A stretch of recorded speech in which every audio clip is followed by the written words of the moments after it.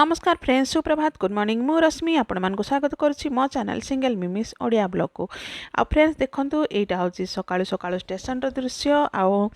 आमको जीवार थिला वाइजाग, तो आमे सकाळु सकाळु पहुंची जाइथिलु स्टेशन रे। सेटा भी सकाळ 6टा रे आमे जाइथिलु वाइजाग पुओ को माने छाड़िया पई, जेहेतु तार माने फ्लाइट थिला वाइजाग रो, तो आमे भाबिलु कि ताको माने छाड़ दे कि आसीबो वाइजाग रे।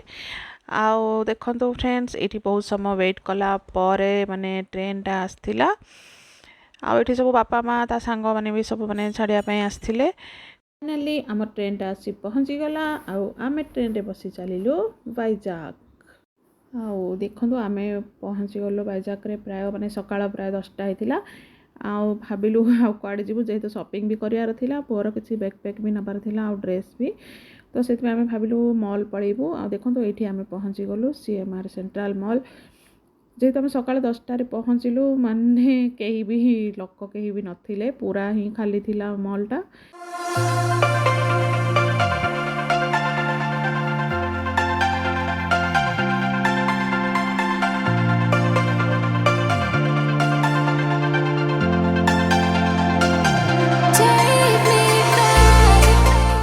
मॉल रे किसी समय बुलिला परे आमको लागिथिला प्रबल भोक, जेहेतु आम सकाळ 6टा रे घर बाहर थिलु। आ पाखापाखि माने 11:30 12 हो जाइथिला। आ देखंतु फ्रेंड्स, आमे बसथिलु ब्रेकफास्ट पई। आ सान पर आसाइथिला एठी छोले भटुरे, जा खाइ किसी पूरा बहुत खुशी, जो ताको बहुत दिन परे माने मिलिथिला। एठी सानमुनि मगैथिला रवा डोसा। आ एठी मु नै पळे आस्थिली मो पई कॉफी। आ देखंतु फ्रेंड्स, मु वेट करथिली मोर माने जो ऑर्डरटा आसी नथिला। तापर आसी जाइथिला मोर ए डोसा, जाको देखिकी मु पूरा माने शॉक हो जाइथिली। मु भाबी नथिली कि मु ऑर्डर तो दे देथिली, पर मु भाबी नथिली कि एते बड़ डोसाटा आसीबो। आ जाहु आमे जे जार ब्रेकफास्ट सब पूरा माने एन्जॉय कलु। ब्रेकफास्ट कला परे आमे जाइथिलु पुओ पई शॉपिंग करिया पई। आ जेहेतु तार माने ड्रेस किछि किनियार थिला, आ बैकपैक आ छोटो मोटो एमति जिंस किछि। आ देखन फ्रेंड्स, एठी माने बिलिंग काउंटर रे तांकर सब चलछि बिलिंग। बड़ पुअर शॉपिंग सरला परे एबे जाइथिलु सान पुओ पई किछि देखिया पई, तार टी शर्ट की जीन्स ट्राउजर सब। देखंतु एबे तो सी माने निजे ही चॉइस करी किनुची, तार जोटा माने पसंद हबो सेटा ही नबो सिए। आ देखुन समय किसी समय बुलिला परे आमे माँ पुआ तो पूरा थकी जाइथिलु। आमे जाई बसी पड़लु गोटे जगह रे। देखतो से मुहटा को माने केमती करूची एठी। शॉपिंग सरला परे आमे जेतेबेले बाहर को आसिलु, देखिलु कि बहुत जोरे वर्षा होतिला। आ आमको जिबार थिला एयरपोर्ट। आ मॉल रो एयरपोर्ट भी बहुत दूर थिला, तो आमे संगे संगे कैब बुक करी चलिलु वाइजाग एयरपोर्ट। आ फ्रेंड्स देखंतु एठी आमे पहुंच जाइथिलु एयरपोर्ट रे, ठीक टाइम रे पहुंच जाइथिलु। आउ एठी पुअर माने तार सोलो ट्रैवल थिला फ्लाइट रे फर्स्ट टाइम, तो से भी टिके नर्वस थिला। आउ जेहेतु आमे 12टा पाखापाखि रे माने ब्रेकफास्ट करथिलु, तो आमे सेदिन आउ लंच भी कलोनी। जेहेतु पुअर फ्लाइटटा संध्यार थिला, मु ताक कहली कि किछि खाइना, से भी मना कला। तो टाइम भी हो जातला, तो सेति पई आमे केही भी आउ किछि खाइनु। आउ एटा हम समस्तकर माने फर्स्ट टाइम वाइजाग एयरपोर्ट देखिथिलु। आपण माने भी फ्रेंड्स जो माने देखि नांती वाइजाग एयरपोर्ट, तो देखि नियंतु।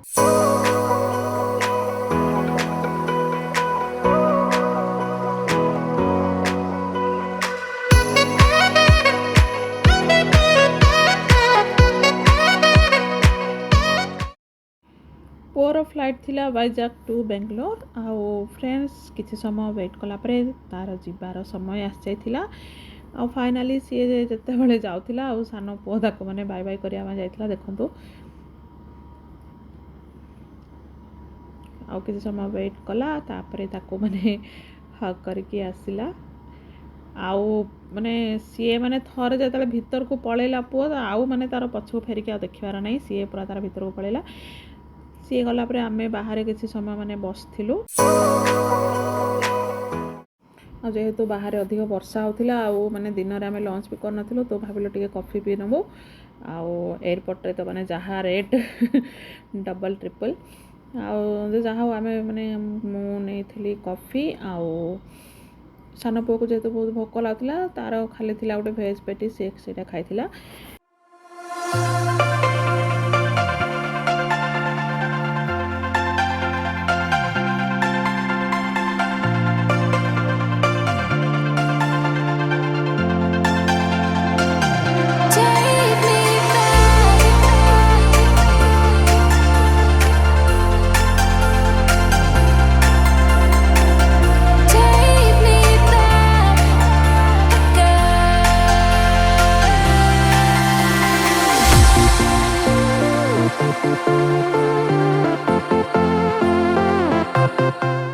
କିଛି ସମୟ ପରେ ପୁଅକୁ ଭିଡ଼ିଓ କଲ୍ କରିଥିଲୁ ତ ତାକୁ ବି ଜୋରେ ଭୋକ ହେଉଥିଲା ତ ସିଏ ଭିତରେ ତାର ବର୍ଗର ଖାଉଥିଲା।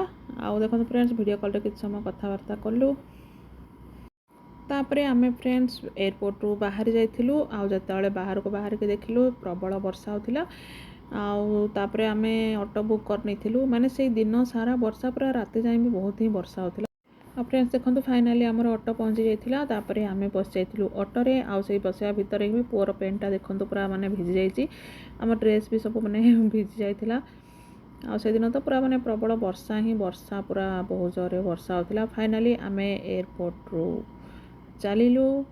ଆମେ ଯାଇଥିଲୁ ପୁଣି ଥରେ ମଲ୍କୁ, ଯେହେତୁ ଆମକୁ ବହୁତ ଭୋକ ଲାଗୁଥିଲା। ଆଉ ବର୍ଷାରେ ତ ମାନେ ଏପଟ ସେପଟ କେଉଁଠି ଆଉ ମାନେ ରହି ହେବନି କେଉଁ ଜାଗାରେ, ତ ସେଥିପାଇଁ ଭାବିଲୁ ଆମେ ମଲ୍ରେ ହିଁ ଯିବା, ଏକା ଜାଗାରେ ସବୁ କିଛି ମିଳିଯିବ, ତ ଆମର ଖାଇବା ବି ହେଇଯିବ। ଆଉ ଯଦି ଯାହା କିଛି ଆଉ କିଛି କିଣିବାର ଥିବ ତ ଆମେ ସେଇଠି କିଣିକି ସିଧା ମାନେ ଷ୍ଟେସନ୍ ପଳେଇବୁ ଭାବୁଥିଲୁ।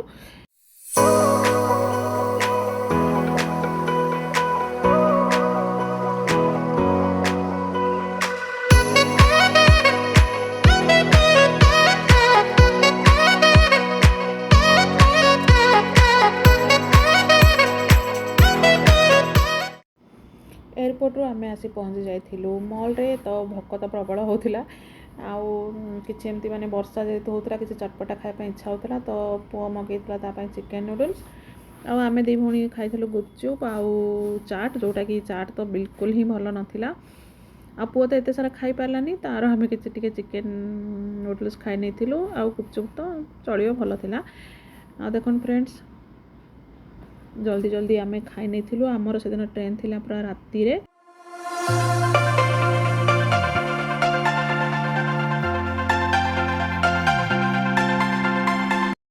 फ्रेंड्स फाइनाली आम आसी जाइलु स्टेशन को। आउ जेहेतु आम ट्रेन थिला 10टारे तो से आम टे जल्दी आसी जाइलु। आउ देखो फ्रेंड्स समस्त मुह पूरा सुखी जाइए जेहेतु आम से बाहरी 6टारे तो आम माने स्टेशन रू बाहर पर आम से उठी पूरा 4:30 पाखापाखि। फाइनाली ट्रेनटा आसीगला।